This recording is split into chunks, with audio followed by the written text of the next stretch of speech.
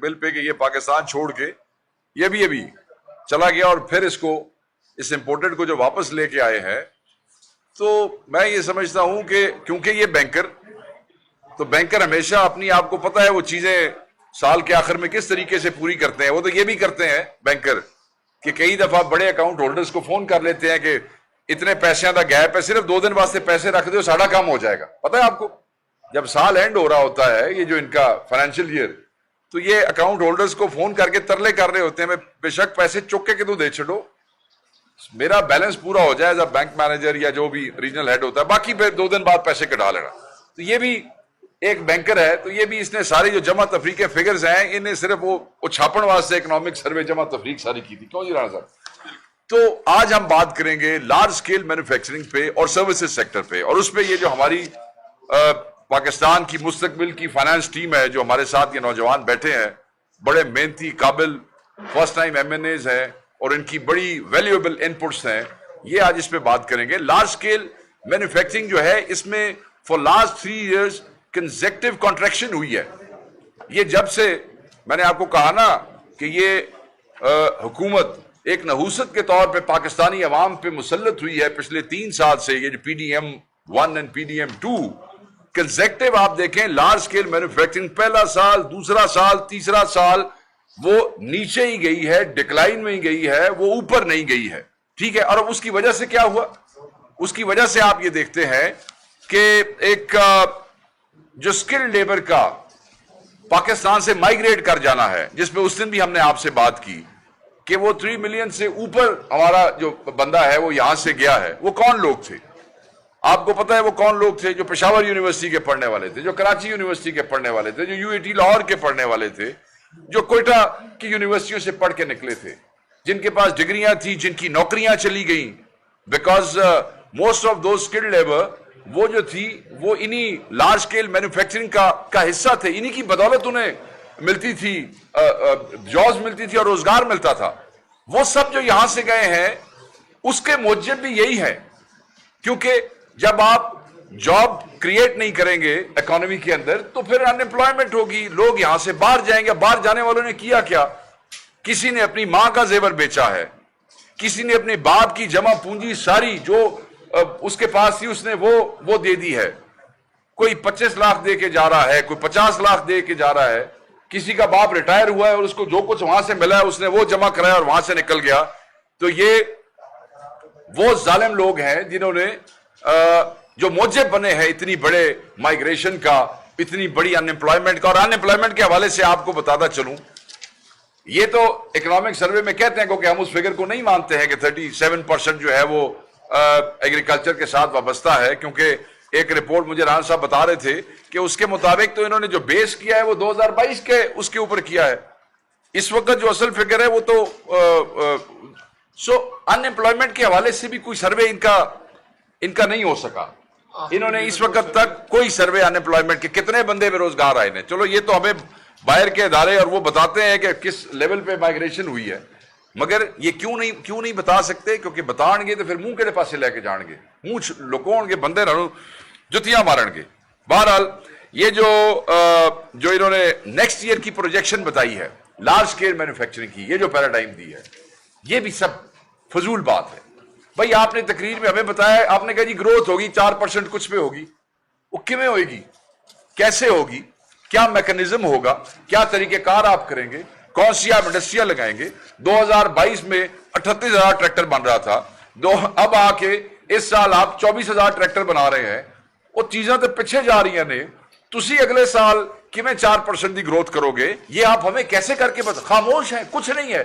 وہ جو اس دن ہمارے جرنلسٹ بھائی جو آپ کے جو دوست تھے جو انہوں نے بائیک آؤٹ کیا, وہ آپ دیکھیں پہلی دفعہ, میں دوبارہ اس بات کو دہرا رہا ہوں, سرکاری ملازم بیٹھے ہوئے ہیں, بندے بڑے خوش ہوتے تھے. نوجوان, مجھے یاد ہے جب ہم پہلی دفعہ MNA بنے, ہماری خواہش ہوتی تھی کہ فائنانس منسٹر بجٹ میں وہ کرے پریس کانفرنس تو ہم جناب ساتھ بیٹھے ہوں, کچھ سیکھیں, کچھ کریں. ہم پرائڈ فیل کرتے تھے کہ جی we are part of that team.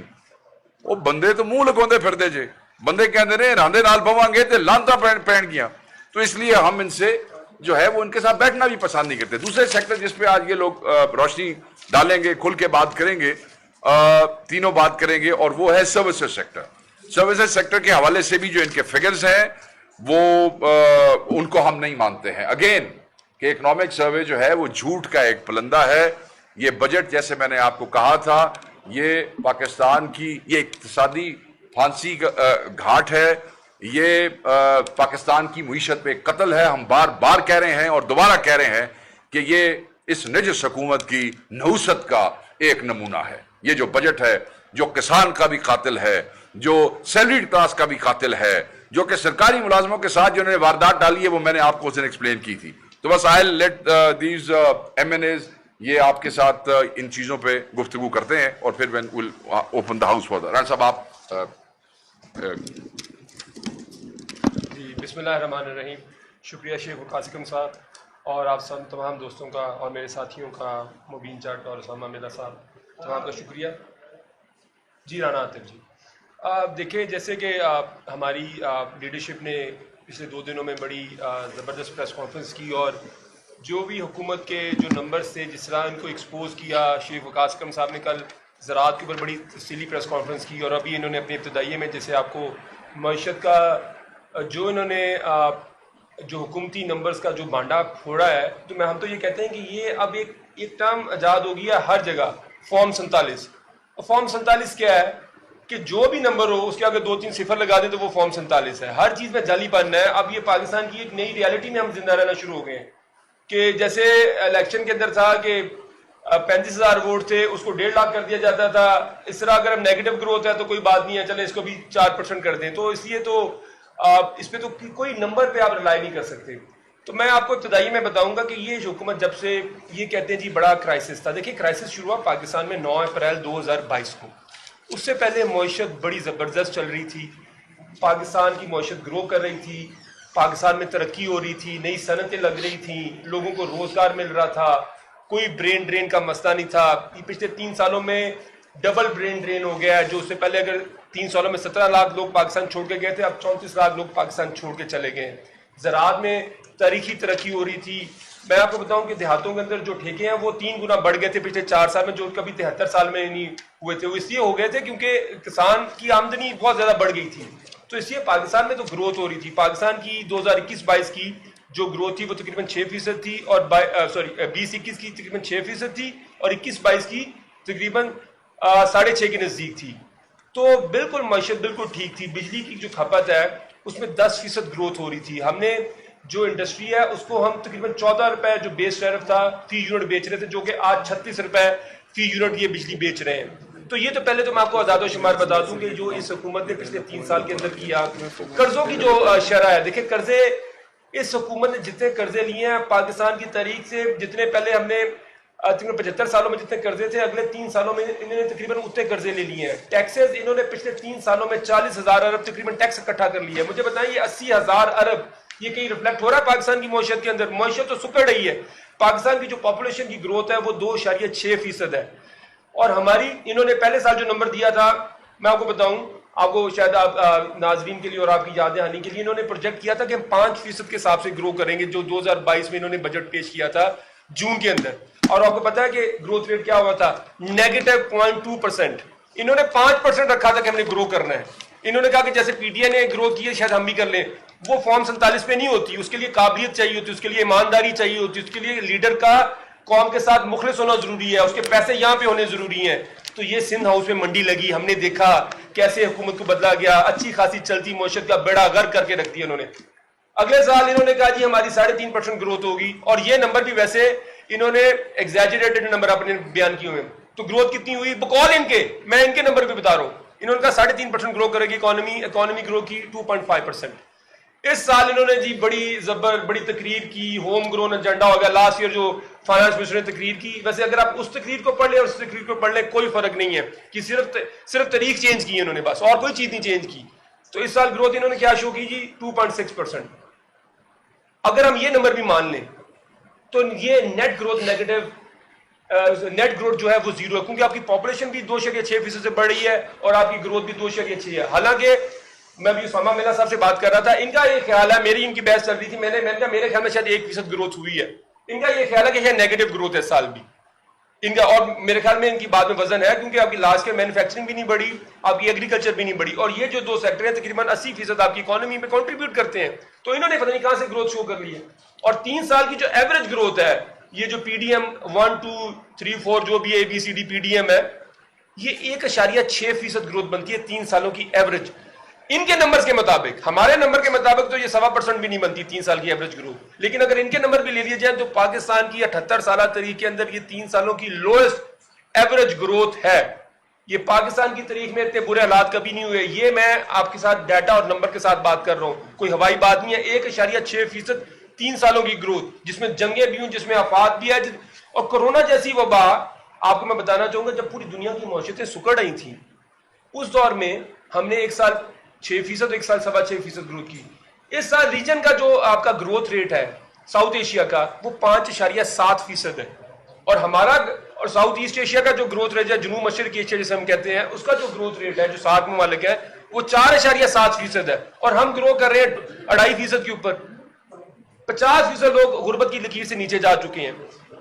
Industry پہ آ جائے, لارج اسکیل مینوفیکچرنگ پاکستان میں تقریباً 30 سے 40% آپ کی امپلائمنٹ کو کنٹریبیوٹ کرتی ہے. اس میں 3 سالوں سے کانٹریکشن ہے. اور میں آپ کو اکنامکس کا بیسک پرنسپل بتا دوں, اگر 3 سال اگر آپ کی گروتھ ایوریج گروتھ 1-1.5% ہو تو اس کے ہم ریسیشن کہتے ہیں.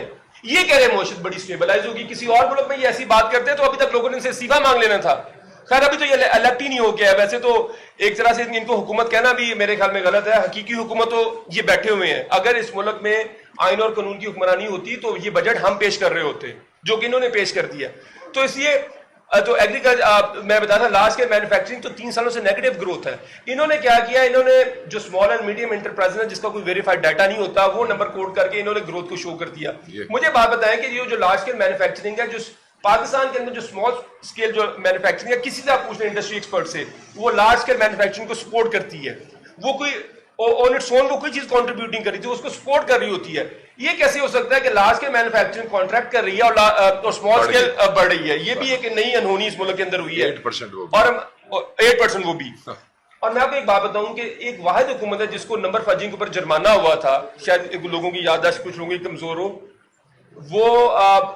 وہ نونی کی گورنمنٹ کو ہوئی تھی. اور اسحاق ڈار کے جو نمبر فج تھے اس پہ ان کو جرمانہ کیا گیا جنرل مشرف کے دور میں, اور جو ان کے آج کل ان کے ساتھی تھے, آپ تو چھوڑ گئے, ان کو دانیال عزیز صاحب نے بڑا ایک پروگرام ان کو بتایا بھی تھا کہ آپ کو افواج وزیر خزانہ ہے جس کو جرمانہ ہوا تھا. اگلی چیز چلتے ہیں ہم دیکھیں بجلی کی جو کھپت ہے, میں آپ کو بتاؤں کہ ہمارے دور کے اندر بجلی کی جو انڈسٹریل کھپت تھی اس کے اندر اس میں تقریباً 12 سے 13% اضافہ ہوا تھا. کوئی انڈسٹری لگ رہی تھی. اچھا, انڈسٹری کی جو بجلی کی کھپت ہے وہ نیچے آ رہی ہے. انڈسٹری کی جو بجلی کی کھپت ہے وہ نیچے آ رہی ہے, لیکن یہ گروتھ شو کر رہے ہیں. انڈسٹری کی بجلی کی قیمت دیکھیں, ہمارے دور میں جو جیسے میں بتا چکا ہوں جو ٹیرف تھا وہ تو تقریباً 3 گنا کم تھا. اگلی چیز یہ ٹیکسز کی بھرمار ہے.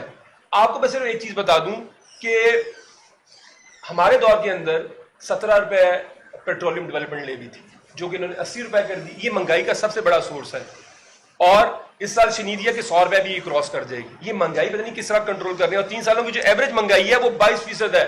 2 سال کنزیکٹو 30% مہنگائی رہی ہے. نہ کسی ہمارے ریجن میں پاکستان کی پوری تاریخ کے اندر 30% مہنگائی کبھی نہیں ہوئی تھی. انہوں نے 2 کنزیکٹو ایئر کر دی.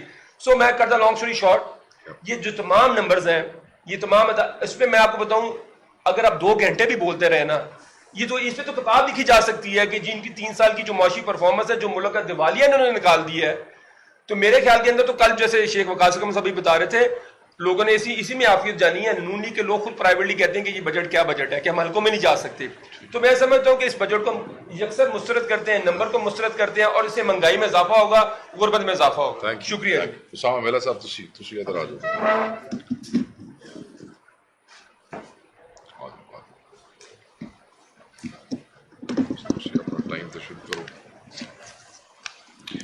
ویسے یہ بات ذہن میں رکھیے گا, جیسے رانا عاطف صاحب نے کہا کہ یہ اسحاق ڈار وہ آدمی تھا جس کو انٹرنیشنل مانیٹری اداروں نے فائن کیا تھا بیکاز آف فج فگرز.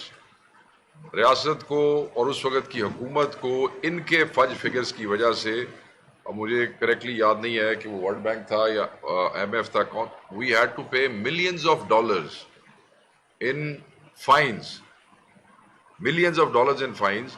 یہ اس کی وجہ سے دینے پڑے تھے. وہ آپ آگے اس کا ذرا تحقیق کر لیجیے گا, آپ کو اندازہ ہو جائے گا, مجھے یاد ہے اس وقت. پلیز. بسم اللہ الرحمن الرحیم. السلام علیکم سب کو. کافی دوستوں ابھی ہمارے ساتھ موجود تھے خزانہ کمیٹی کی میٹنگ میں, وہاں پہ بہت طویل گفتگو ہوئی وزیر خزانہ صاحب سے, اس پہ بھی جائیں گے. لیکن پہلے یہ جو شیخ صاحب بات کر رہے ہیں اسحاق ڈار صاحب والے جرمانے کو, اورنگزیب صاحب کو ان کی پشت بہت مضبوط ہے. جب وزیر خزانہ ان کو لگایا گیا اس ملک پہ تو یہ دکھایا گیا عوام کو کہ پرائیویٹ سیکٹر کا شریف آدمی ہے, بڑے ریفارمز کرے گا. تو ہمیں تو یہ تھا کہ شاید ان کی کچھ عادتیں جو ہیں وہ اسحاق ڈار صاحب کو پڑ جائیں. لیکن میرا خیال ہے وہ جراثیم ہی اتنا مضبوط ہے نون لیگ کا کہ نمبر فجنگ والی جو عادت ہے اسحاق ڈار صاحب کی وہ الٹا اورنگزیب صاحب کو بھی پڑ گئی ہے. جو اثر ان کا اس پہ ہونا چاہیے تھا وہ ان پہ ہو گیا ہے. اللہ تعالیٰ اس ملک کا حامی و ناصر ہو. میں مختصراً, دیکھیں ایک ملک کی معیشت چلانا بغیر عوام کے کانفیڈنس کے, بغیر عوام کے اعتماد کے ناممکن ہے. جو پچھلے 3 سال میں پاکستان کی بدحال معاشی صورتحال نے ثابت کیا ہے. ہم ابھی بھی امید کرتے ہیں کہ اس ملک میں فیصلہ ساز حلقے ہوش کے ناخن لیں گے اور ایک عوامی مینڈیٹ سے آئی ہوئی حکومت کو اس ملک پہ حکومت کرنے دیں گے. 3 سال سے پاکستان نیگیٹو گروتھ کا شکار ہے. یہ بات ہر ٹی وی چینل پہ ہو رہی, یہ بات ہر پریس کانفرنس میں ہو رہی ہے.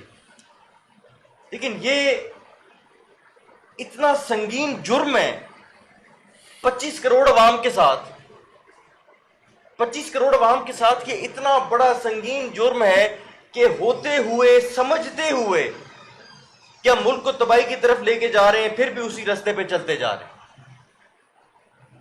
میں مثال کے طور پہ چند ممالک کا آپ کو بتانا چاہتا ہوں کہ اکنامک سروے آ گیا, انہوں نے شروع میں بڑی لمبی تمہید باندھی. امریکہ میں اتنی گروتھ ہوئی, یو کے میں اتنی گروتھ ہوئی, اپنا چائنا میں اتنی گروتھ ہوئی. جو ممالک پاکستان سے ملتے جلتے ہیں ان کا ذکر ہی کوئی نہیں. میں آپ کو تھوڑا سا بتاؤں کہ انڈیا میں اس سال پروجیکٹڈ گروتھ 6.5% تھی, وہ آخری کوارٹر میں 7% بھی کراس کر گئی. بنگلہ دیش میں خونی انقلاب کے باوجود 4% گروتھ ہوئی. سری لنکا میں خونی انقلاب کے باوجود 5% گروتھ ہوئی. ایتھوپیا میں افریقہ میں 6.5% گروتھ ہوئی. کیا ہم ان ملکوں سے گئے گزرے ہیں؟ کیا اس ملک کی عوام میں وہ ٹیلنٹ نہیں ہے, یا اس ملک کے صنعت کار کے اندر وہ ٹیلنٹ نہیں ہے, کیا اس ملک کے ایکسپورٹر کے نہیں. یہ محض حکومتی پالیسیوں کی وجہ سے اور عوام کا اپنی حکومت پہ اعتماد نہ ہونے سے پاکستان کی یہ حالت ہے. مہنگائی کی شرح 4.5% حکومت بتاتی ہے. اسٹیٹ بینک کی ویب سائٹ پہ 10.5% لکھی ہوئی ہے کور انفلیشن. اسٹیٹ بینک کی ویب سائٹ, آپ سب بھائی موجود ہیں, اسٹیٹ بینک کی ویب سائٹ کھولیں, 10.5% آپ کی کور انفلیشن ہے. اگر 4.5% ہوتی تو شرح سود ہماری 11% پہ ہوتی. لیکن نا نقل کے لیے عقل چاہیے ہوتا ہے, جھوٹ بولنے کے لیے. اچھا ایس ایم ایز بڑھ گئی. ہم اس 10.5 کو بھی جو سمجھتے ہیں وہ بھی غلط ہے. ہم سمجھتے ہیں اس سے زیادہ ہے کور انفلیشن. ہم سمجھتے ہیں کہ 10.5 سے بھی زیادہ ہے, جو کہ امید ہے کہ پاکستان کی عوام بھی یہی سمجھتی ہوگی, جن کی بائنگ پاور میں اتنی کمی آئی ہے کہ 45% ورلڈ بینک کی رپورٹ کے مطابق غربت کی لائن سے نیچے ہیں, لیکن ان کے مطابق ہم ترقی کر رہے ہیں. دیکھیں آج وزیر خزانہ صاحب سے بہت تفصیلی گفتگو ہوئی. ان سے ہم نے پوچھا کہ وہ کون سی چھوٹی سند ہے. دیکھیں بجلی, جس طرح رانا عاطف بھائی نے بات بتائی کہ پچھلے 1 سال میں بجلی کی ڈیمانڈ میں بھرپور کمی آئی ہے. بجلی کی کھپت ریزیڈینشل اور انڈسٹریل دونوں گری ہیں. ہم نے کہا کہ سر آپ صرف ہمیں ان چھوٹی انڈسٹریوں میں لے کے جائیں جو بہت تیزی سے ترقی بھی کر رہی ہیں اور بجلی بھی نہیں استعمال کر رہے ہیں، ہمیں بھی پتا چلے۔ یہ دونوں چیزیں اکٹھی نہیں ہو سکتی کہ چھوٹا صنعت کار بھی اوپر آئے اور ساتھ بجلی کی ڈیمانڈ بھی گرے۔ ساتھ آ جائیں، یہ کہتے ہیں مال مویشی بڑھ گیا، مال مویشی اتنا بڑھ گیا کہ اچھا مال مویشی سے یا گوشت آئے گا یا دودھ آئے گا، دودھ بھی اس کی بھی امپورٹ بڑھ گئی ہے پچھلے سال سے، گوشت کی ایکسپورٹ گر گئی ہے پچھلے سال سے۔ تو دیکھیں یہ ان کی چیزیں ہیں، جب آپ ان کے اپنے فگرز پڑھتے ہیں تو وہ کوئی اور کہانی سناتے ہیں، جو یہ منہ سے بولتے ہیں وہ سراسر جھوٹ ہوتا ہے۔ ہماری دعا ہے کہ اللہ تعالیٰ ان کو ہدایت دے اور اللہ تعالیٰ عوام کی جلد ان سے جان چھڑوائے۔ جو ہمارا صنعت کار ہے اس کے اوپر ایک ایف بی آر کا سفید ہاتھی ہر وقت سوار ہوتا ہے، جو آپ کا ٹیکس پیئر ہے اسی کو نچوڑنے میں لگے رہتے ہیں، ورنہ جو ٹیکس نیٹ سے باہر ہیں، انہوں نے تاجر 2 اسکیم لانچ کی، انہوں نے کہا ہم اس میں 50 ارب روپیہ اکٹھا کریں گے، انہوں نے اکٹھا کیا 30 لاکھ روپیہ۔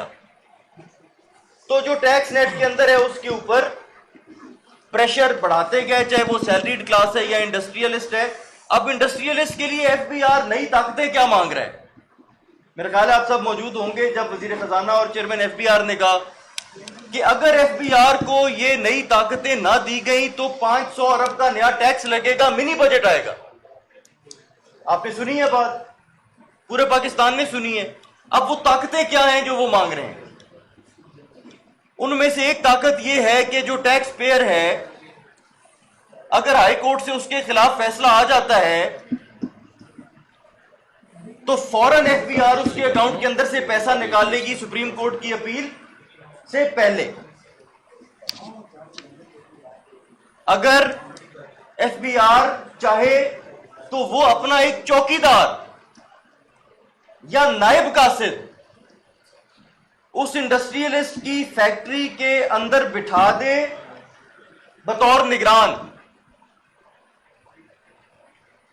چوکیدار کوئی افسر نہیں، چوکیدار نائب قاصد کی بھی اتھارٹی مانگتے ہیں کہ ہم ان کو بھی بٹھا دیں کہ یہ دیکھتے رہیں کہ یہ یہاں پہ کیا کرتا ہے، مجھے بتائیں کہ جب وہ وہاں بیٹھے ہوں گے وہ اوور سائٹ کریں گے یا وہ کرپشن کریں گے۔ ایف بی آر کے دفتروں کے حالات آپ ہمارے سے بہتر جانتے ہیں، جو اس ملک کا بڑا ٹیکس پیئر ہے، جتنی پریشانی اس کو وہاں پہ ہوتی ہے وہ آپ ہمارے سے بہتر جانتے ہیں۔ ایک تو یہ طاقت مانگی۔ تیسری جناب، کسی نے کوئی انتقال کروانا ہے، وہ پہلے ایف بی آر سے اجازت لے گا، وہ آگے کسائی بن کے چھری پھیرے گا پہلے کہ میرے نال مڑ انتقال بھی ذرا کرنے، وہ پہلے ایف بی آر سے اجازت مانگے گا، وہ کمشنر کے پاس جائے گا، وہ اسسٹنٹ کمشنر کے پاس جائے گا کہ سر جی میں یہ پراپرٹی خرید سکتا ہوں، میں نے بچوں کے لیے گھر لینا ہے۔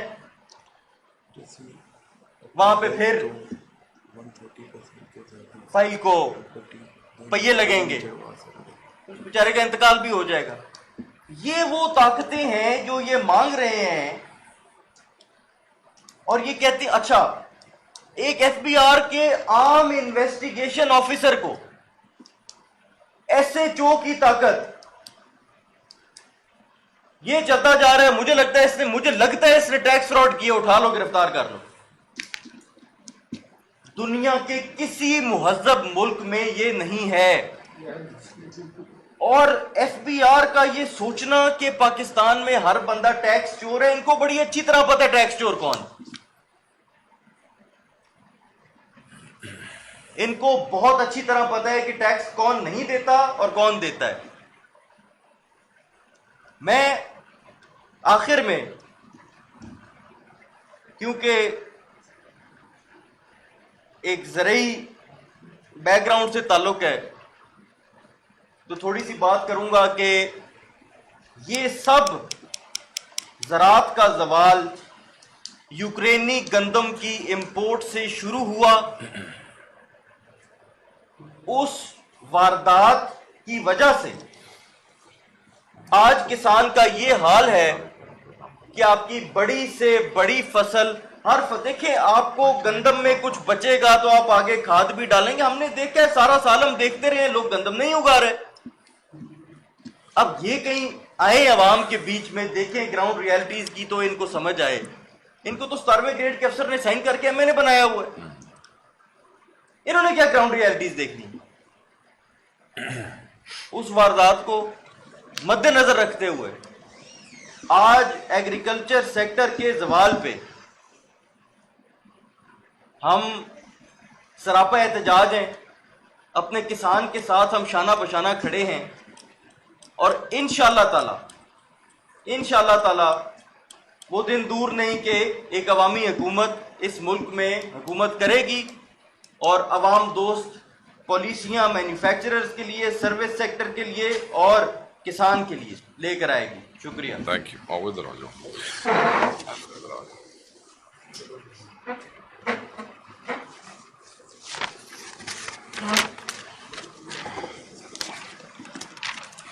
بسم اللہ الرحمن الرحیم. اچھا, آج کا ہمارا ٹاپک جو ہے وہ لارج اسکیل مینوفیکچرنگ ہے اور میری کوشش یہی ہوگی کہ میں لارج اسکیل مینوفیکچرنگ کے اوپر ہی بات کروں.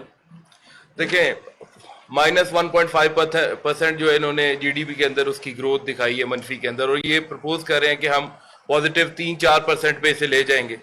2-4-5 چیزیں لے جائیں گے. کیسے لے کے جائیں گے؟ کیا انہوں نے بجٹ کے اندر لارج اسکیل مینوفیکچرنگ کے لیے کوئی بجلی کا سبسڈی یا کوئی لو کاسٹ بجلی دی ہے انہیں کہ وہ کمپیٹیٹو ہو سکیں with the international world?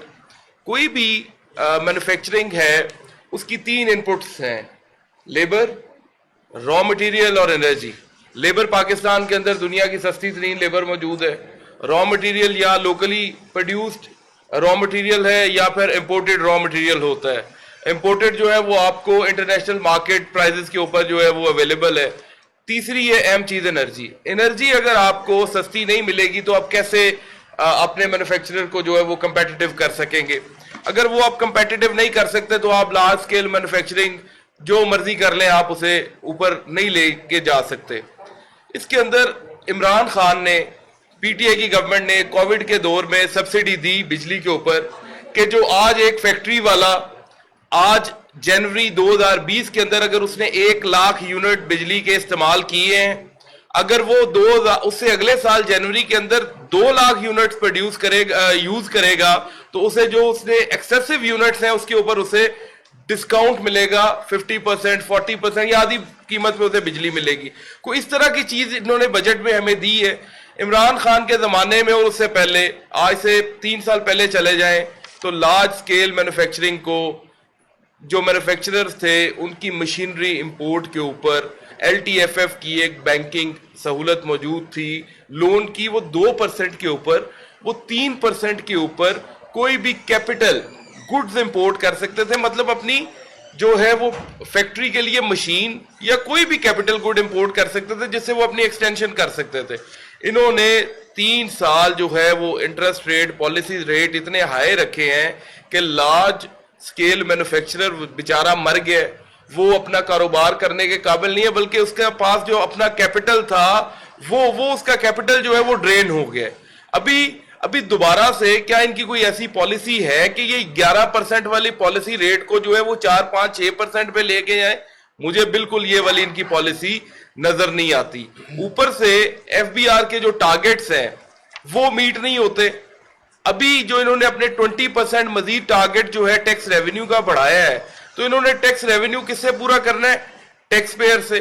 Tax pair جو میجر یہ انڈسٹری والے ہیں, ان لوگوں سے وہ اپنا ریونیو جو ہے وہ شارٹ فال یہ پورا کریں گے. اسامہ صاحب نے جیسے بات کی کہ ٹیکس فراڈ, انہوں نے clause 6 of the finance bill sub clause 1 اس کے اندر سیلز ٹیکس ایکٹ کے سیکشن 2 کے اندر جدھر ڈیفینیشنز ہوتی ہیں ادھر انہوں نے ٹیکس فراڈ کی ایک اتنی لمبی چوڑی ڈیفینیشن بتائی ہے کہ یہ بندہ بھی ٹیکس فراڈ ہے, یہ بندہ بھی ٹیکس فراڈ ہے.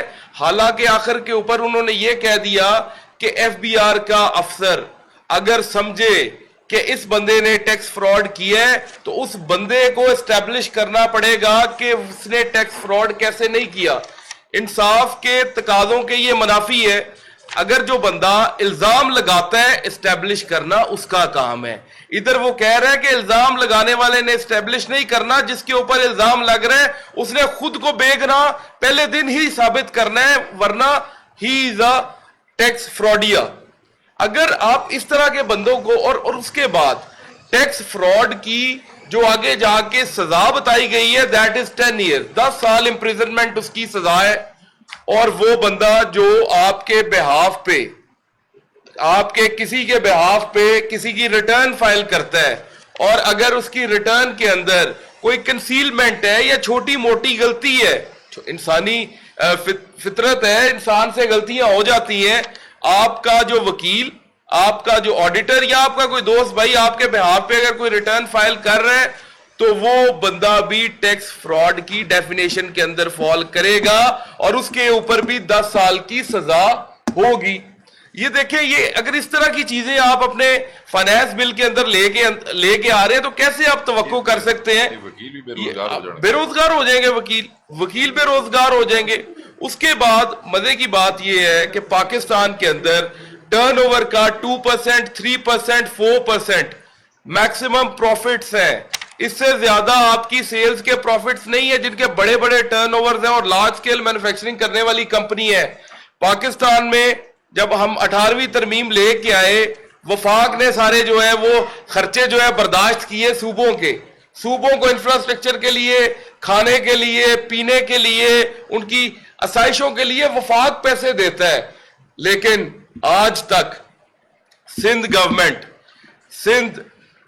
گورنمنٹ جو ہے انفراسٹرکچر ڈیولپمنٹ سیس, آج تک وہ ویلیو آف امپورٹ کے اوپر 1.85 چارج کر رہا ہے.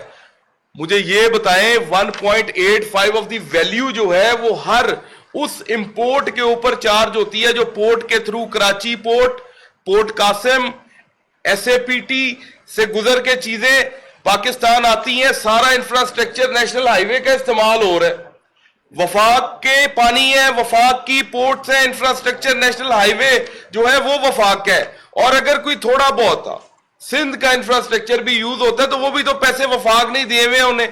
یار اگر آپ اس طرح کی چیزیں اور ایمبیگوٹیز جو ہے وہ ہوں گی, اور ایک صوبہ جو اس چیز کا فائدہ اٹھائے کہ میری اگر پانی پاکستان کے ہے نا, تو اگر سندھ کی پورٹس یوز ہو رہی ہیں تو سندھ بھی پاکستان کا حصہ ہے. تو اگر سندھ والے اپنے شہر سے گزر کے آنے کا ہمارے سے, اسے بیسیکلی میں آپ کو آسان الفاظ میں سمجھاؤں تو یہ محصول ہے. محصول چنگیاں جیسے ہوا کرتی تھی, جگہ ٹیکس بھی آپ اسے کہہ سکتے ہیں. یہ جگہ ٹیکس ہے جو سندھ آج تک آپ سے لے رہے ہیں, اور یہ سینکڑوں ارب روپیہ سالانہ اس کی کلیکشن ہے. پاکستان کی ٹوٹل امپورٹ کا 1.85% is collected by the Sindh Excise Department on imports. یہ اللیگل ہے, یہ غیر آئینی ہے. یہ ٹریڈرز کا, یہ مینوفیکچررز کا, یہ کاروباری لوگوں کا, حالانکہ پاکستان کی عوام تک یہ امپیکٹ جاتا ہے. This is indirect tax, that is not direct tax. یہ نہ اس کا ریفنڈ ملتا ہے جیسے انکم ٹیکس اور سیلز ٹیکس کا ملتا ہے, نہ ہی کوئی اس کی ایڈجسٹمنٹ ہے. یہ فی ہے, یہ لیوی ہے, یہ کاسٹ کا حصہ بن جاتی ہے آپ کی. اس طرح کی چیزیں جو ہے آپ کیٹر نہیں کر رہے. پھر آپ کہہ رہے ہو لارج سکیل مینوفیکچرنگ آپ 3-4% پازیٹیو میں لے جاؤ گے, مائنس سے کیسے پاسبل ہے؟ ہم لوگوں کو پاگل بنا رہے ہو آپ لوگ. ایک سائڈ پہ $1.2 بلین آپ کلائمیٹ فائنینسنگ آپ دنیا سے لے رہے ہو, دوسری سائڈ پہ ہائیبریڈ گاڑیوں کے اوپر, الیکٹرک گاڑیوں کے اوپر, سولر پینلز کے اوپر 18% ٹیکس کر رہے ہو. کل کو کس منہ سے جاؤ گے آپ لوگ باہر کی دنیا سے پیسے لینے کے لیے؟ کس چیز کا آپ گرین فائنانس لوگے, کس چیز کا کلائمیٹ افیکٹ کا فائنانس لوگے انٹرنیشنل ورلڈ سے؟ ہاؤ از اٹ یہ پاسبل کیسے ہے؟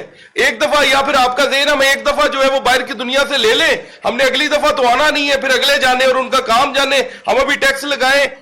یار جس چیز کے وجہ سے آپ لوگ باہر کے ملک سے قرضہ لے رہے ہو, اسی چیز کے اوپر, انہی چیزوں کے اوپر آپ ادھر ٹیکس بھی کر رہے ہو. یار کچھ تو شرم ہونی چاہیے, کوئی غیرت ہونی چاہیے. یہ اس طرح کی چیزیں زیب نہیں دیتی کسی بھی سمجھدار آدمی کو. اس کے اوپر جو ہے وہ مہربانی کریں. اور دوسرا clause 6 sub clause 16 of finance bill, جس کے اندر انہوں نے سیلز ٹیکس ایکٹ کے سیکشن 37A, 37AA, 37B یہ امینڈ کیے ہیں. اور انہوں نے تھانے کا اختیار دے دیا ہے، ایک تھانے دار کا اختیار دے دیا ہے، اور اس انسپیکٹر کو تھانے دار کا اختیار دے دیا ہے. وہ سمجھے گا کہ یہ چور ہے، وہ چور ہے، میں چور ہوں، یہ چور ہے، کوئی بھی چور ہے، وہ جا کے گرفتار کر کے لے آئے گا، اور اپنے کمشنر کو، اپنے اسسٹنٹ کمشنر کو بھی اطلاع نہیں کرے گا، ضرورت ہی نہیں ہے اسے اطلاع کرنے کی. اور اگر اسسٹنٹ کمشنر سمجھے کہ اس نے غلط گرفتار کیا وہ اسے چھوڑ دے گا. یار یہ کوئی عزت ہے؟ یار ٹیکس پیئر کے لیے، کاروباری بندے کے لیے ایک ایف آئی آر بہت بڑی چیز ہوتی ہے. وہ بیچارہ کانپتا ہے، یار میرے پہ ایف آئی آر ہو جائے گی، مجھے کوئی پکڑ لے گا. آپ اگر اس طرح کی کاروائیاں کرنی شروع کر دو گے تو کون آپ کے ملک کے اندر انویسٹ کرے گا؟ کیسے آپ انڈسٹری گرو کرے گی؟ لارج سکیل مینوفیکچررز جو ہیں، آپ ایک اربوں پتی آدمی کو جس کی ادھر اربوں کی انویسٹمنٹ ہے، ہزاروں کاروبار، ہزاروں لیبر اس کے پاس امپلائڈ ہے، آپ کا ایک تھاندار جاتا ہے اور اسے پکڑ کے گریبان سے جو ہے وہ گرفتار کر لیتا ہے. یہ کدھر کا اصول ہے؟ پہلے اسٹیبلش تو کرو ٹیکس فراڈ، پہلے اسٹیبلش تو کرو وہ گناہ گار، پہلے سول جو اس کے اوپر ہے ذمہ داری وہ تو اسٹیبلش ہو، تو پھر کرمنل جو ہے وہ شروع کرو نا. آپ لوگ کرمنل جو ہے اس کے اوپر کاروائی پہلے کر رہے ہو، سول آپ نے اس کے اوپر ابھی تک اسٹیبلش نہیں کی. یہ دو چار چیزیں ہیں. پھر ٹیکس آن سروسز ہے. یہ مزے کی بات ہے، ابھی انہوں نے نا انٹرمیڈیری کا ورڈ یوز کیا اور آن لائن مارکیٹ پلیس کا انہوں نے ورڈ یوز کیا فائنانس بل کے اندر. آپ سب دوستوں نے پڑھا ہوگا جو اکانومی کو اور فائنانس کو سمجھتے ہیں. انہوں نے کہا کہ جو انٹرمیڈیری جو ہوگا، جو آن لائن مارکیٹ پلیس پہ جس کی چیز بک رہی ہوگی، جیسے ٹی سی ایس ہے، ایمیزون بھی ہے، کیش آن ڈیلیوری والے بھی ہیں، پاکستان پوسٹ بھی ہے، وہ کسی کی چیز بھی کوئی ڈیلیور شلیور کرے گا تو اس کا 2% سروسز کا ٹیکس جمع کرے. سروسز بھائی جان صوبوں کے ایمبٹ میں آتی ہیں، وفاق کے ایمبٹ میں سروسز نہیں ہے. یہ غیر آئینی ہے، پتہ نہیں کیسے کر کے جو ہے وہ آئین سازی کرتے ہیں، ان لوگوں کو پتہ ہی نہیں ہے، یا پھر کم از کم کوئی سوچ وچار کر لیا کریں. ابھی مجھے نہیں پتا یہ پاس بھی کر دیں گے یہ چیز، لیکن کم از کم فائنانس بل دے رہے ہو، یہ چیز آپ کے نالج میں تو ہونی چاہیے تھی. 2000 آڈیٹرز انہوں نے کہا ہے ہم اپوائنٹ کریں گے. سارے اے سی سی اے، سی اے، پڑھے لکھے لوگ انہوں نے اپوائنٹ کرنے ہیں. انہوں نے 2000 آڈیٹرز جو ہے وہ بھی فائنانس بل کے اندر انہوں نے کہا ہے کہ ہم نے اپوائنٹمنٹ کرنی ہے، اور دو نمبرز نہیں لکھے لیکن 2000 انہوں نے کرنے ہیں، جو انہوں نے ایک نوٹیفیکیشن بھی کیا تھا. اور مزے کی بات فائنانس بل کے اندر آج لے کر رہے ہیں کہ ہم نے آڈیٹرز اپوائنٹ کرنے ہیں. آج سے 3 مہینے پہلے انہوں نے اخباروں کے اوپر اشتہار دیے ہوئے ہیں کہ آڈیٹرز چاہیے ہمیں. یہ کدھر کا ملک ہے یار؟ یہ کیا جنگل کا قانون ہے اس ملک کے اندر؟ آپ لوگوں کے یہ پارلیمنٹ کو آپ لوگوں نے کیا سمجھا ہوا ہے؟ ٹھیک ہے یار جیسی بھی ہے، لیکن یار ہے تو صحیح. آپ لوگوں کو نہیں بنائی ہے نا. اب جس طرح کے بھی اسے بھی نہیں مانتے. فائنانس بل آیا نہیں ہے، 3 مہینے پہلے آپ لوگوں نے پلاننگ کر لی ہے آڈیٹرز کو اپوائنٹ کرنے کی، اور آڈیٹرز کو تنخواہ کتنی دینی ہے؟ 1.5 لاکھ روپیہ. یار مجھے یہ بتائیں، وہ جو 2000 آڈیٹر 1.5 لاکھ تنخواہ کے اوپر آئے گا، وہ انڈر پیڈ ہوئے گا، وہ رشوت لے گا، وہ آپ کے گریبان پکڑے گا، وہ آپ کو غلط نوٹسز کرے گا، وہ آپ کے اوپر غلط آرڈر کرے گا، آپ کے اوپر ٹیکس لگائے گا، آپ کو ذلیل کر دے گا، آپ کو خوار کر دے گا، آپ کا کاروبار بند کرنے پہ تلا ہوگا. یار اگر رکھنے ہیں کسی طریقہ کار سے رکھو، انہیں تنخواہ اچھی دو. اور کانٹریکٹ والے ہیں، میں نہیں کہتا انہیں فل ٹائم رکھو، ٹھیک ہے، لیکن تنخواہ تو دو نا، وہ رشوت تو نہ لے. یہ 2-4 چیزیں ہیں. یہ میری گزارشات ہیں آپ سارے دوستوں سے. آپ بھی جاتے ہیں بیٹ کرنے فائنانس والوں کی، یہ والی چیزیں آپ ان سے بھی پوچھیں. ہم بھی پوچھتے ہیں، آپ بھی پوچھیں. بڑی مہربانی جی، شکریہ. تھینک یو جی. Any questions? شیخ صاحب آپ پر بھی اس کا جواب دیتے ہیں کہ آج کمیٹی سے بھی آئے ہیں، کچھ اداروں کو ٹیکس ایگزمپشن دی گئی ہے نان فار پروفٹ ڈکلیئر کر کے. اب ٹیچر ہاؤس یونیورسٹی آپ کو پتہ ہے ایک خاص طبقہ فکر کے لوگ وہاں پہ پڑھتے ہیں، جی آئی کے ہے، شفا ہاسپٹل ہے. لوگ کیسے یقین کریں گے کہ وہ نان فار پروفٹ ہے اور اس سے ٹیکس لے رہے جبکہ عام عوام کا خون نہیں چھوڑا جا رہا ہے؟ سر دیکھیں، یہ 100C کی ایگزمپشنز ہیں. یہ پاکستان فلنتھراپی سے جو ہے وہ کوئی سرٹیفکیٹ لیتے ہیں کہ ہم نان پروفٹ ہیں. ان کا کوئی پاکستان فلنتھراپی کوئی ادارہ ہے، وہاں پہ ان کی کوئی چیزیں لکھی بھی ہوئی ہیں 236 سیکشن کے اندر شاید. وہاں سے اگر وہ ریکوائرمنٹس پہ پورا اترتا ہے تو وہ بندہ 100C کی ایگزمپشن لے سکتا ہے. جیسے اس کے اندر ایدی بھی آتا ہے، جیسے اس کے اندر سیلانی ویلفیئر بھی آتا ہے، اس کے اندر اور بھی اس طرح کے بڑے ادارے ہیں. وہ ٹیبل انہوں نے فائنانس بل کے اندر دیا ہوا ہے. لیکن آپ کی بات بالکل ٹھیک ہے کہ اگر کوئی اسکول، کالج یا کوئی اس طرح کی چیز، یونیورسٹی یا اور بھی بڑے ادارے ہیں اس کے علاوہ، تو ہاں سارے تو یہ انہیں ضرورت ہے نا کہ اپنا طریقہ کار ٹھیک کریں, اپنے وہ رولز کے اندر وہ امینڈمنٹس کریں کہ کوئی بے وجہ یا کوئی اس کا غلط استعمال نہ کرے. ٹھیکا خان صاحب, شیخ صاحب یہ بتائیے گا کہ ریلی کی تیاریاں ہیں, پروٹیسٹ کی تیاریاں ہیں آپ کی, کیا وہ اسلام آباد کی طرف بھی آئیں گی یا فی الحال صرف کے پی کی حد تک ہی پروٹیسٹ ہوگا؟ دیکھیں جو پروٹیسٹ ہے وہ آپ نے دیکھا کہ آج کے پی میں ریلی ایک بہت بڑی ریلی وہاں پہ نکالی گئی ہے. اسلام آباد کی طرف آنے کا اس وقت خان صاحب کی طرف سے کوئی ایسا اندیہ نہیں دیا گیا, مگر بہرحال یہ چیزیں پورے پاکستان میں ڈیورٹ ہوں گی. اس میں لاہور, اس میں کراچی جو ہے یہ اس طرف یہ چیزیں شفٹ ہوں گی. پنجاب میں کوشش کی جائے گی کہ اسی قسم کے جو کٹ ہیں ان کو مینیج کیا جائے اور اس قسم کی ریلی سے. تو ابھی تک اسلام آباد دیکھیں, پلس یہ اپنے ذہن میں رکھیے گا ٹھیکا خان صاحب, this is phase 1. This is phase 1. You can say کہ یہ موبلائزیشن کی پریپریٹری فیز ہے. جڑے لوگ یہ سمجھ رہے ہیں کہ بس یہی ہے اور نہیں, یہ پریپریٹری فیز ہے. اب آپ دیکھیں یہ اس وقت بجٹ ہے, پھر بیچ میں محرم کے ایام آپ دیکھ لیں, تو یہ چیزیں پریپریشن سے پہلے فیز سے نکل کے تو پھر بعد میں اپنا مومنٹم پکڑیں گی, ہم آپ سے شیئر کرتے رہیں گے. جٹ صاحب نے آج بڑے اچھے 1-2 پوائنٹ جڑے چکے نے, انہوں تسی جی دسو.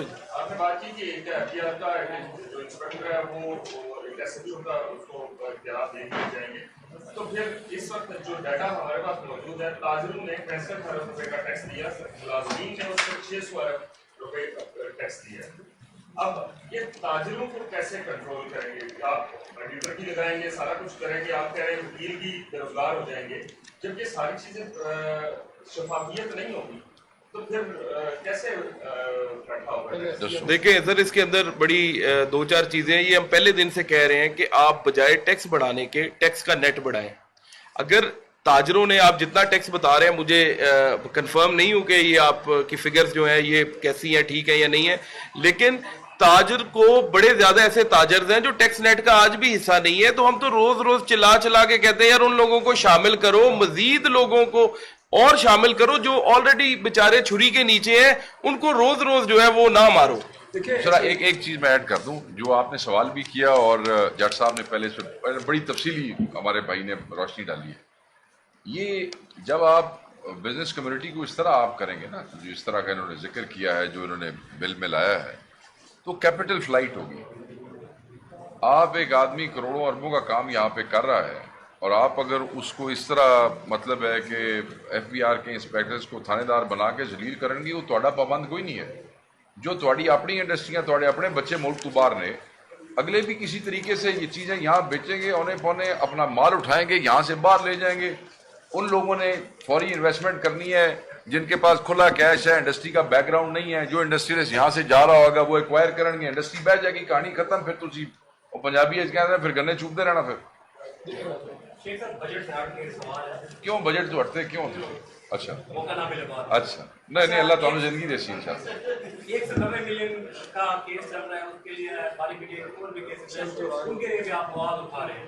لیکن بشرا بی بی کے 3 کیسز ایسے ہیں جو 26 نومبر کے 13 جنوری سے ان کی ضمانتیں خارج ہو چکی ہیں. ابھی تک متعلقہ فورم پہ اس کے حوالے سے کوئی بھی جو ہے نہیں.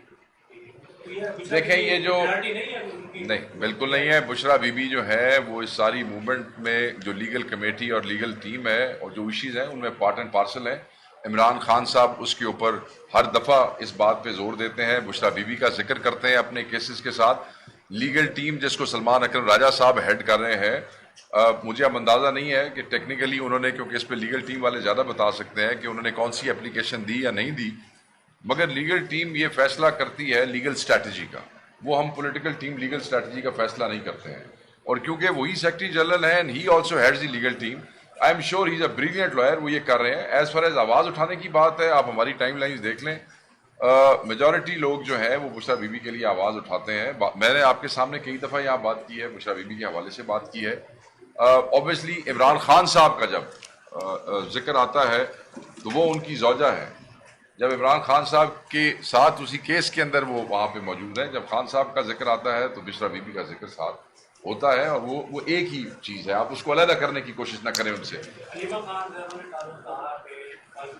کہا کہ کچھ خبری کی باتیں پی ٹی آئی کے جو بھی رہنما اگر کرتا ہے تو وہ مجھے بھی جواب دے اور عوام کو، پی ٹی آئی کی جو عوام ہے اس کو بھی جواب دے۔